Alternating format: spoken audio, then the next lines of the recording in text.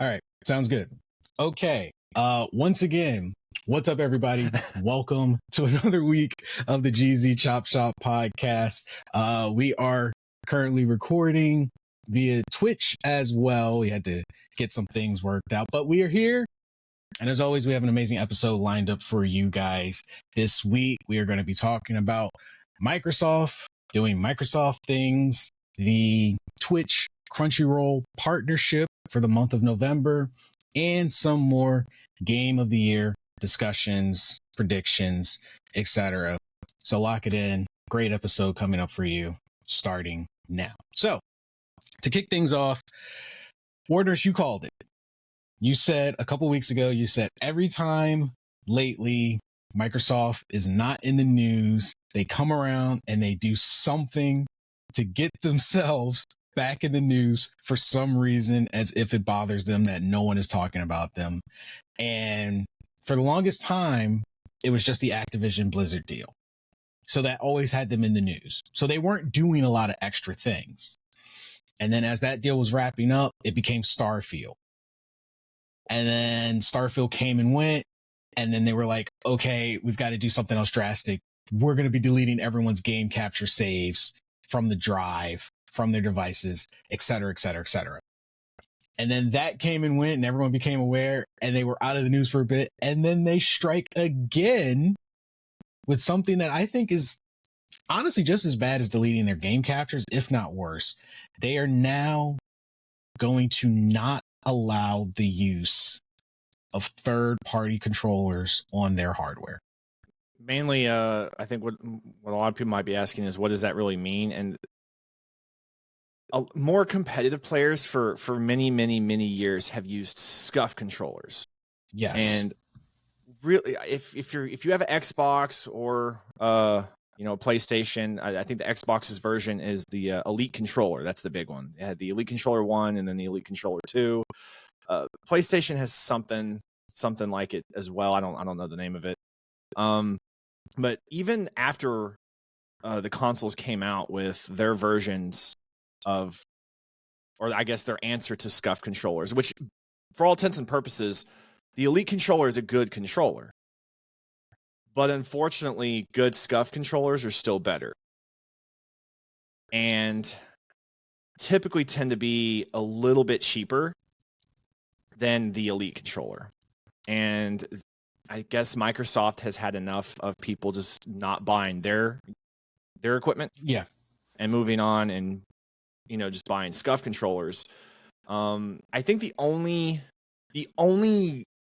I guess, reason I can understand this is when it comes to scuff controllers, and they've gotten better with online gaming and stuff. Scuff controllers, you used to be able to modify them in a way to give you not just an edge like you might with a modified like Elite controller or whatever, but you could to some extent cheat, not in the sense of like cheat codes, but it could definitely there were like turbo modes and stuff to make your character be able to do and act on certain things faster and more efficiently, stuff like that. So I can see a reason for trying to get rid of those completely, remove that factor as far as competitive gaming goes. But otherwise, I really don't see the point, because it's not like every scuff controller comes with that. And if you have the ability to put a program in place to only be able to recognize your controller, the Xbox controller or the PlayStation controller or whatever, then certainly you could have the same similar program in place to recognize certain modifications on controllers that exist and to just block them. Yeah. And I said, everyone at this point knows that I've got mixed feelings with Microsoft's business models, especially in the gaming industry. And I feel that that's their strong argument right there, that they're trying to reduce cheating on their hardware. They're trying to make it fair for everyone. But there's been a lot of Twitter/X users that have called out a very glaring issue that's going to arise that a lot of people forget about. And it's gamers with disabilities that cannot use the default controller layout. I mean, there are controllers created for people that they can use their mouths to play the video games. Yeah. Those controllers no longer will work because they're all third party. Microsoft does not have any disability controllers. I mean, even Sony is currently working on developing their own brand of controllers for people with disabilities. But Microsoft, as far as I know, does not have any such plans, and they're just wiping the slate of third-party controllers. And while it will reduce cheating, things like turbo modes and mods and stuff, that is great, but you're also removing another portion of your player base, and it makes them feel like they don't matter. And they've been coming forward saying, well, what about us? We play your games as well. We've bought your hardware, but we can't use your controllers. So what am I supposed to do? And it doesn't seem like Microsoft has any plans of addressing that yet. So ultimately, I'm feeling that it's like what you said. They want people to buy their controllers. They're looking at their hardware sales. And if we're going to be honest, the Xbox was not selling as well as they wanted. Well, I mean, you have a company that, and I used to be an Xbox fan. How many consoles have they made since like the past 3 years? Since they first dropped, the new gen Xbox, like they've made 3, coming up on like what, a 4th Xbox, the cylinder one, that they're dropping at some point. Yeah. I mean, how many different consoles do you have to drop in a 3-4 year period and still not make the sales? To still have the balls to come out and say, well, now we're going to get rid of all this other stuff, and now you have to only buy our stuff, when people are obviously already not buying your stuff. Like your console sales aren't there, and now you're going to force people to buy equipment to use the consoles that aren't selling. Like, it just doesn't, for a business model, it doesn't make sense. Like, why restrict people even more when you're already losing so much money and not making money back for all the consoles that you are making and putting into the marketplace? I said that we would be paying for the Activision Blizzard deal in some way once it finalized. This is probably the beginning of it. Every move Microsoft makes, that they've made, 2 strong moves they've made right now that have been detrimental to the consumer. 1, removing game captures off of their cloud spaces. And 2, the removing of third-party controller support, is all to make back some of that money from their Activision Blizzard deal. Because Activision Blizzard isn't going to just make that money for them overnight. It's going to take them years to make that revenue that was spent to acquire them. Especially since their games are going to go on Game Pass day one, those are sales that they're not going to make. Those are sales for Game Pass, but it's not going to equate to enough to make back that $1 billion they dropped on Activision Blizzard. So they've got to start cutting costs elsewhere and push their product more to increase sales, force sales. So game captures, that's server space, that's money they've got to spend. They're probably going to shut down some of those servers, which is why they're saying, hey, we're going to start deleting your saves, because you got people with gigabytes of saves. That's gigabytes of space that they could probably sell to a company in cloud services that gamers are just populating more or less for free, that they could sell to a business for hundreds of dollars. So they're like, hey, let's just clear this out and sell it elsewhere to make some of that money back. Let's remove third party because they're unofficial products. We can't jump in and make any money off of that. People buy our hardware, that's it. They get Game Pass. They're getting Game Pass to not buy games. So yes, our subscriptions are going up, but that's only like $15 a month per person for them to play hundreds of games, but we can't backpedal. That's our selling point. How do we make more money off of them? This person buys Game Pass. They buy the Xbox. They probably caught it on sale. They spend, $400? That's the most they've spent with Xbox. That's the most they spent with Microsoft. In total, they spend $415. They get Game Pass, and now they get hundreds of games. But then they go and they use their third-party controller that they bought for like $40. Microsoft doesn't get that. So out of this one customer that they could have made over $500 on, they're making 400, 415, give or take. They want the full amount. I So don't you strong arm your customers into buying your product. Dude, I don't think people understand that $15 per person doesn't matter how many people have Game Pass. $15 per person is not near enough money. Like it is not financially adding up long term to sustain Game Pass and all the games. The problem is they're dropping these brand new games, $70 plus games, brand new. And the week they drop, they're immediately available on Game Pass. And people are like, oh, well, you know, a portion of the Game Pass goes to that game. And I'm like, you're right.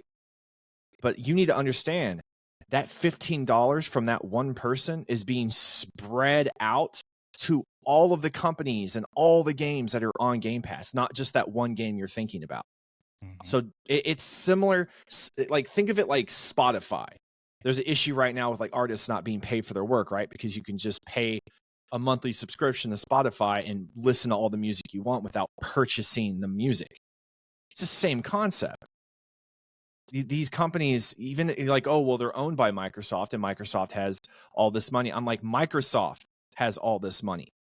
The Xbox faction of that does not have all that money. It's not a shared pool throughout all of Microsoft where the gaming industry side gets to have that same amount of the cut. It's a separate. It's under Microsoft. It's a separate thing with its own separate finances. It's not this giant shared pool of hundreds of billions of dollars that they can just blow and use. And even if that was the case, they can't just spend money recklessly and have a business plan where they don't get their money back in return and at least break even. There is no way they are breaking even with Game Pass. No way. Just crunching some numbers right now, I can prove that they're not breaking even. I don't remember. Was the Activision Blizzard deal? It was like 60 billion. Yeah, it's about 60 billion. And here's where it annoys me when you go on social media and you see everyone overhyping Game Pass and they're like, "Oh, 25 million subscribers, Xbox is killing it." Simple mathematics will tell you, no, they are not. And I'm going to tell you how you can just simply break down the numbers. Let's just say, on estimation, 25 million subscribers, correct? Now, let's say every single subscriber is paying the $15 a month. Mind you, those 25 million, you got to include the people who are getting them on a deal.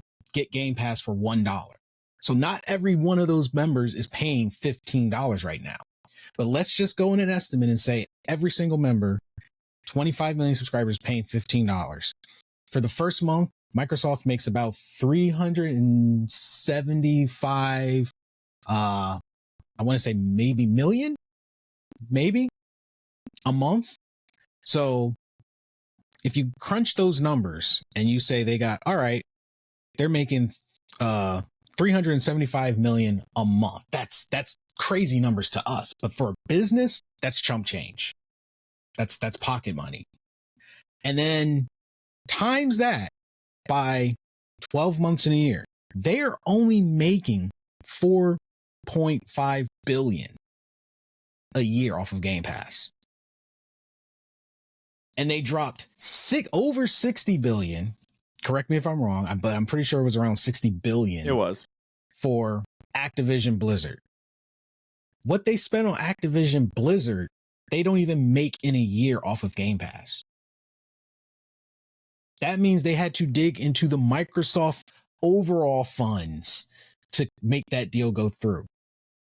Game Pass is not making them a lot of money. They're only averaging about 4 billion a year. And that's if every single subscriber was paying $15. And that's not considering that a large amount of that money isn't going back to Microsoft itself. Yeah. That money, like Microsoft might own a large amount of these companies now, but those companies still need to be paid. They still need to be financed. So the amount of money that Microsoft itself is keeping Half. is I would imagine nothing. Yeah. After they're paying what they need to pay to all the studios to keep them where they need to be and all their employees. Yeah.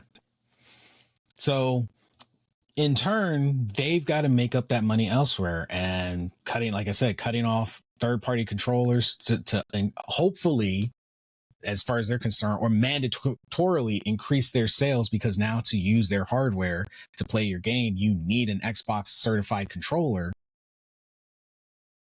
They're going to try to bump that revenue, and they're going to sell some server space to other companies to make up that money, because Game Pass seems like a steal to us as the gamers, but Microsoft is doing all these acquisitions in hopes of these companies making the money, because they promoted a product that they honestly cannot sustain.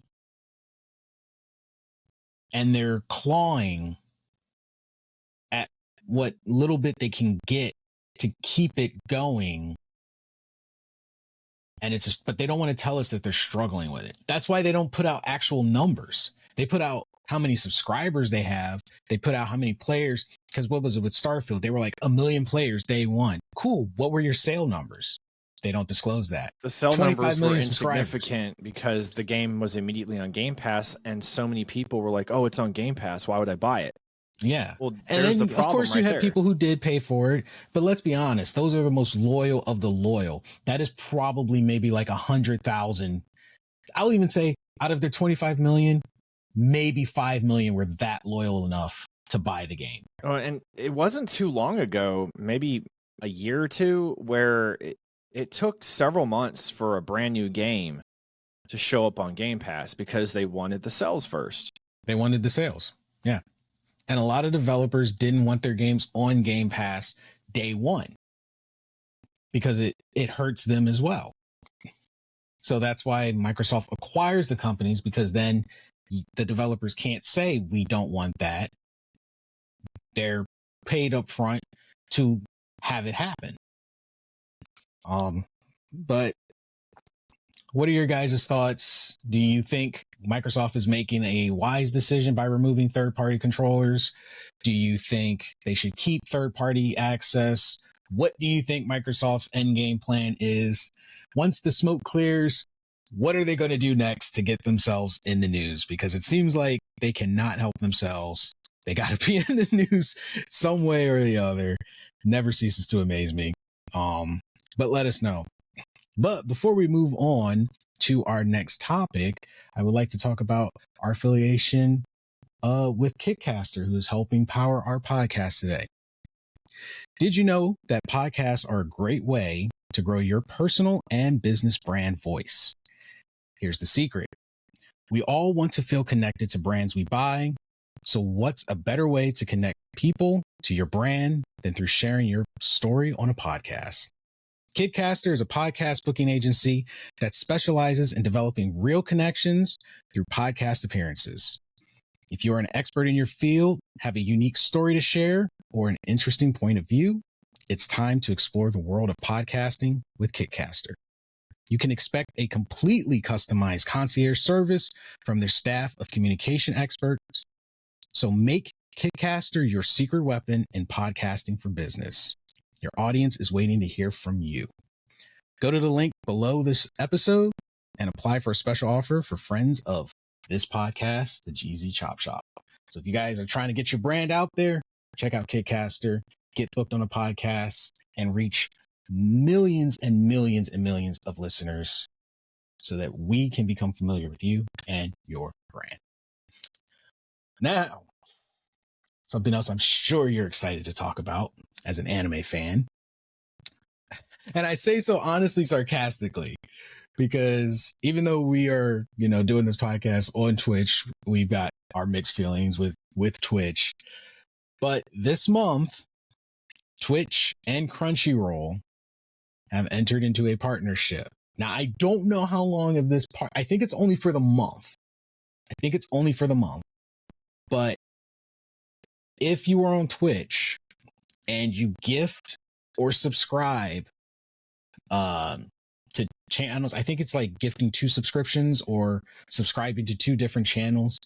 You will be granted as a reward a mega fan subscription to Crunchyroll. So maybe you wanted to try out Crunchyroll, but you didn't want to pay for it. I guess this is a good opportunity if you're already on Twitch and maybe you are on Twitch a lot and you subscribe to a lot. Here's a chance. It started November 2nd and it's going through to the end of the month. So if you're trying to get access to Mega Fan, you can use Twitch to do so. And I've been noticing Crunchyroll's been doing a lot of partnering up lately because they recently partnered up with Amazon as well.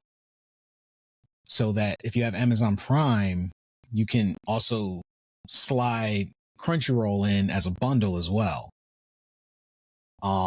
Here's my thing. I don't have a problem with the partnerships. I think, if it makes sense that they would want to do it. Twitch is, for all intents and purposes, the most popular streaming service, despite what are the negative sides of things and all of our disagreements and how maybe it's changed over the years. It's the number 1 streaming service, but it's a good business model, and it helps Crunchyroll. I'm curious how much Twitch makes off, or not Twitch, but Crunchyroll, because they keep so much of like the subscription. So I wonder how much of that cut Crunchyroll's getting. Which I guess in a sense they're also getting promo. Yeah, they're getting promo, which will boost their own subscriptions. I'm pretty sure that Twitch can't do to them what they do to the streamers with like the 50-50 split. Which is kind of funny that I say Crunchyroll entered a partnership with Amazon, but Amazon owns Twitch and Crunchyroll is able to be bundled up with Amazon. So it seemed kind of redundant. Don't do bundles, people. Don't do bundles. And I'm going to tell you. Don't do bundles. I'm going to tell you why. I'm telling you this from experience. I'm not saying this to like shit on Amazon or Hulu or anything. Like, bundles seem like a great idea. But my problem from experience, because I tried to bundle twice with Crunchyroll and Funimation back maybe 2 or 3 years ago. And my experience was when you get that bundle and you're paying typically the same amount like you would through if you went straight to them, maybe you'll save a couple dollars. I think in some instances you save a couple dollars. You are not getting the whole catalog, and they don't tell you that. And I'm telling you, because I have a massive catalog on Crunchyroll. I've had Crunchyroll since like 2009, and I know it's available, people. Okay. Yep. And I've gone through these bundles like, oh, we can just package it all up, right? Sounds nice. And then I go to it, and you're very limited. It's not the same as going to Crunchyroll or Funimation and going to the search bar or being able to go through all the categories. Maybe they've scaled it up a bit, but my experience has been a large, like they'll have all the popular stuff. Yeah. But if you're trying to look for like other things that are more niche but really good, or maybe you heard something from a friend and you want to see it, don't be surprised if it's not on there. They don't tell you that the whole catalog's not on there. A good chunk of the catalog is, but not the whole catalog. Yeah, and that's the thing with bundles. They don't tell you what you're not getting until you go looking for it, and they're like, ooh. So I guess I guess it would come down to preference. Like if you don't care about that and you're like you just want to see the popular ones, yeah, it's probably fine. It's probably worth it. But for me, like I can't do that. I need to know that when I'm paying the money and I'm signing on to Crunchyroll, I get the full catalog. You get the full deal. If I see something from someone else or someone mentions something, I know I can go, let me go watch that. I don't have to go, I wonder if it's going to be available through this bundle. Or when the bundle prices increase, but your quality of service decreases. Yeah. I'm looking at you, Disney, Hulu. And that's another thing I've noticed is, for Japanese and English and the dubs, that's all there. But I have noticed, and this is just because I get curious and I look, at least from, again, my experience, a lot of the dubs are missing when you go through the bundle. So, Yeah. If you care about that stuff, don't bundle. But if you don't, and you're just there for the English or the subs and the popular ones, and it's not really a big deal. Yeah. I'm also wondering, and this is just my pure hypothetical theory here. I'm doing my usual connecting dots thing. Crunchyroll is owned by Sony. That's official. Sony owning Crunchyroll. I'm wondering if Sony is finessing their own thing in order to do more acquisitions themselves, because anime is a huge market. An acquisition of what? Probably somewhere in the gaming industry, another acquisition, because there's words that they're gearing up to do an acquisition. I don't know if like via Twitch trying to partner up. Yeah, I could see. I guess I could see where you're coming from. To bolster their own. I have wondered if this is a Crunchyroll's way. Remember, they were in the news recently with the whole information, selling of information and stuff. So I wonder if this is also their way of kind of like putting themselves out there. It's promo, it's partnership. It looks good for them. It's good for business. Recovering. I wouldn't be surprised if that played a small role as well. Yeah, that's probably a huge possibility. I mean, in any company in their place where they're kind of the only one doing that thing for them. I mean, there's High Dive and other stuff, but Crunchyroll's the big one. Yeah. So any company in that position would probably want to do a little bit of like formalities and image, repairs. Yeah, even like not long after they started allowing themselves to be bundled with other things. So yeah, it could be one of those two. It could be both of them combined. I guess we'll see how this pans out, because Twitch is very good at doing like random out of nowhere partnerships that are actually kind of awesome. If I'm going to be completely honest, some of their sudden partnerships are pretty awesome. They, you do get some random rewards that just for being on Twitch, pan out even in game. Like last month, it was Cyberpunk getting some cosmetics and a weapon that otherwise you cannot get. Like you can never get them again unless they do another drop. And I actually took part in that because I was like, I love Cyberpunk. All I had to do was watch a couple hours of streamers who were playing Cyberpunk, and I was getting some cool rewards. Well, anime skins and games have gotten really popular. So having codes drop too through the partnership to where you can get skins from different animes in your game or just like whatever, that'd be pretty dope. Yeah. So it'll be really cool to see, where this goes, what their long-term plan is. But if you guys are trying to get a Mega Fan subscription or you want to try it out and you are on Twitch, gift 2 subs or subscribe to 2 different channels and check your rewards for a chance to get a Crunchyroll Mega Fan. I'm a Crunchyroll Mega Fan through Crunchyroll themselves. And honestly, it's worth it, in my opinion. No ads, access to every anime. Well, it's always been relatively cheap. They've upped their prices a couple times for the past few years, but what is it now? Like it's like $10, $9, something like $9.99. I think the highest is. It's still not as expensive as Netflix. No. I don't think that'll be an issue, at least not for a while. I mean, there's no reason.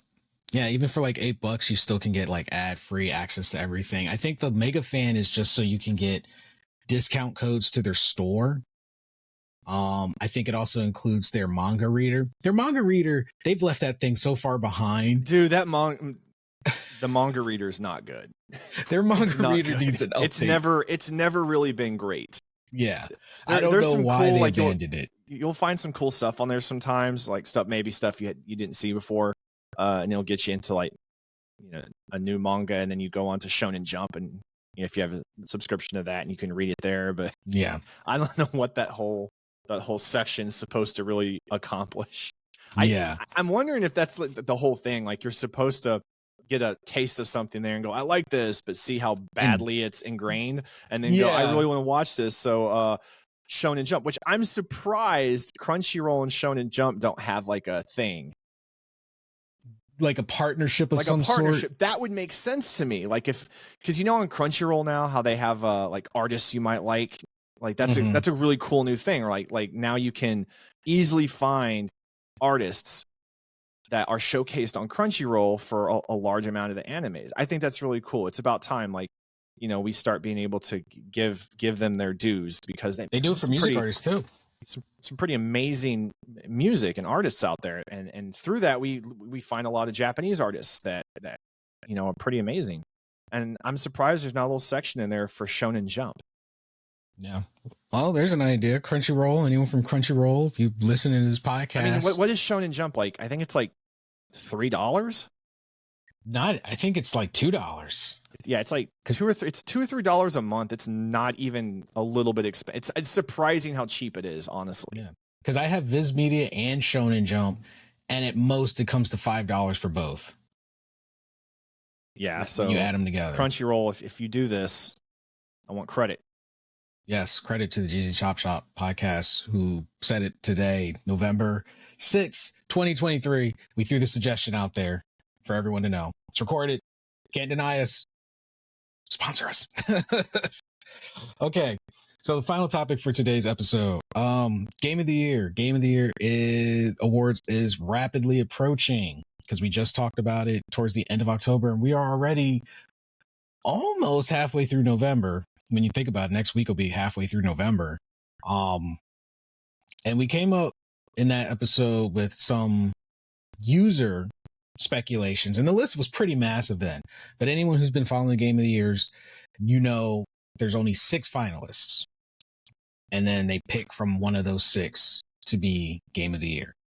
And in our community chat, we were talking about it back and forth about what we think. And I think it was a pretty general consensus between all of us that we were certain for sure that Tears of the Kingdom was going to be one. Baldur's Gate is definitely going to be one. And from those 2, I think we kind of hopped back and forth between ones we liked that seem to be shared among the community that we think will show up. Like for me, I would love to see Armored Core 6 on that list. But Armored Core 6 is a very niche game. I wouldn't expect it. And it's not because it's a bad game. It's what you just said. It's just a very niche game. As much as it pains me to admit it, but I just know gaming politics and I know fan bases.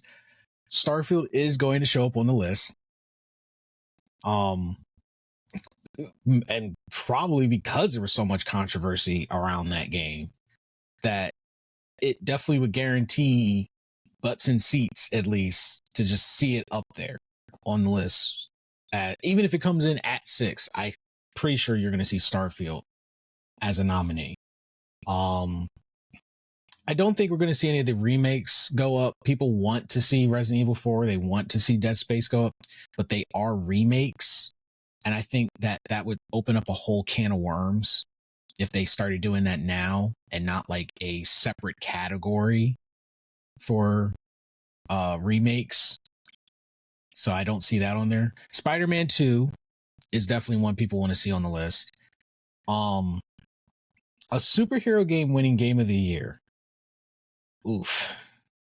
I don't know how that would make gamers feel. Spider-Man games are great, but I just don't really see that happening.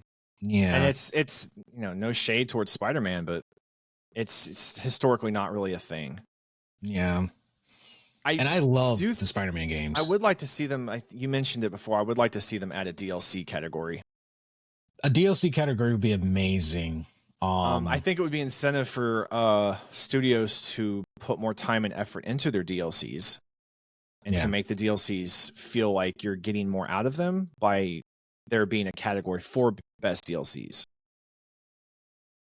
Yeah, absolutely. In 2023, I think this is going to be the toughest year for Game of the Year, because so many games that got pushed back due to COVID and all collided this year with games that were already coming out this year. So across the board, we had tons of games for multiple genres coming out. I mean, another game I think we'll see on the 6 finalists, Hogwarts Legacy. Now, I personally didn't play Hogwarts Legacy, but I remember for like the first 3 months of that game coming out, that was all people were talking about. The only argument against it is there's no replayability, and that's a huge factor in games these days. Oh. And that seems so weird that there's no replayability for a game that was like for the like a one-time playthrough, and like it's a great game. It's amazing and it's a beautiful game. But there's just no replayability, and that does get factored in pretty hard. So that might be the thing that hurts it. I don't see Boulder Gate 3 not winning, to be honest. And I was not trying to be biased here, but I mean, they dropped out of nowhere. There was no months of like promo for it. It dropped out of nowhere, and it absolutely destroyed in every category. I mean, no game came close to it this year. If anything, it also motivated people to get into D&D. Yeah, and it put turn-based games back in a good light again, because people just don't have the patience for them anymore. It's not something that people really. It's kind of a niche category. I love turn-based games. I always have. But I think I don't know, man. They just did it so well. It almost didn't feel like the turn-based wasn't even in my way. You know what I mean? Yeah. Playing devil's advocate, even though I love Baldur's Gate 3, I do also see that working against them in the finals. The fact that it's a turn-based, because we're in the generation of gamers who want instantaneous action. Turn-based is probably too slow for them. They might not find it as enjoyable. Because then you've got games where there is no turn-based, it's constant action like Diablo 4. And despite all the controversy surrounding Diablo 4, there's people that love that game. It's not turn-based, it's constant ongoing action. A lot of people probably prefer that. So I could see that working against Baldur's Gate as well. Because a lot of people probably didn't even get out of Act 1, so they didn't get to really open up the game. Yeah, fortunately, only 10% of the actual player base gets a say that like is factored into it. So any like negativity in just that one realm isn't going to really impact it at all. I mean, it really is going to come down to how it performed, and then the storyline. The replayability is always a big one. Originality is a big one. Innovation is a big one. There's a lot of factors that go into it. So, yeah, well, I guess we'll see. Now, do you think, when you say originality, do you think the fact that they're building off of D&D will hurt them as well? No, because D&D D&D does not have. Yes, there are movies. Yes, there are set games and storylines you can buy, but D&D as a whole is not. There is no one storyline. There is no original storyline. There is no one way to, linearly play through the game. Mm-hmm. I mean, the game is as big as your imagination is within the realm of the rules of the game itself. So I don't think that would hurt it. I honestly think it'll come down to Tears of the Kingdom and Baldur's Gate.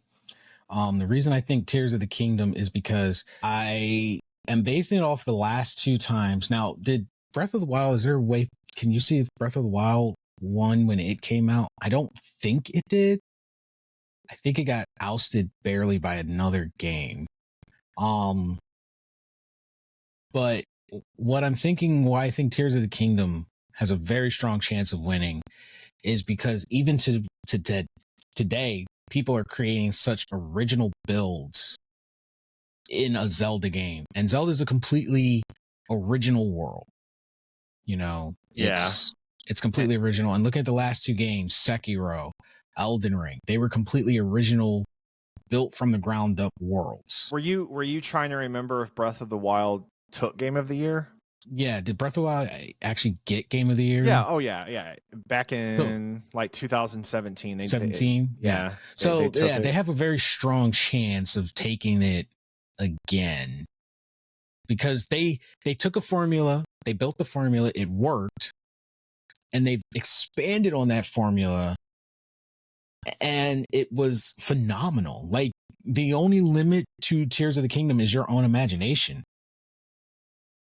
Like, the stuff I've seen people create on Tears of the Kingdom is just mind-boggling. Like, people That's what I say in recreated 7 Days to Die, but then like a box gets broken and then my whole building collapses and then I get eaten. It just falls on down around you. But no, I do think it'll come down to Baldur's Gate 3 and Tears of the Kingdom, because at their release, they were a complete game. They were a full game. They didn't need patches. They didn't need DLC. They're a full experience with replayability before they even think of any attachment whatsoever. Especially Baldur's Gate. You can play Baldur's Gate. What is it? 17,000? Got 17,000 endings? 17,000 outcomes. 17,000 outcomes. So 17,000 different outcomes. You've got hundreds of different ways to play that game. Endings, Jesus Christ. Yeah, There'd be no end. 17,000 endings. Is why play anything else? There's 17,000 games apparently in that one game. Yeah, but 17,000 outcomes. So that's a lot. That's insane replayability. Insane. And Tears of the Kingdom has insane replayability. You went about things this way with this kind of build. Now you can try things this way with a completely different build. You can try to speed run the game. You can try to find everything in the game. You know what genre I'm surprised hasn't been added at all is like a horror thriller genre. Ooh, yeah. And horror. I guess I can understand to the extent that maybe enough of them don't come out each year to really compete for that. I think they do, but I know like that argument could definitely be made.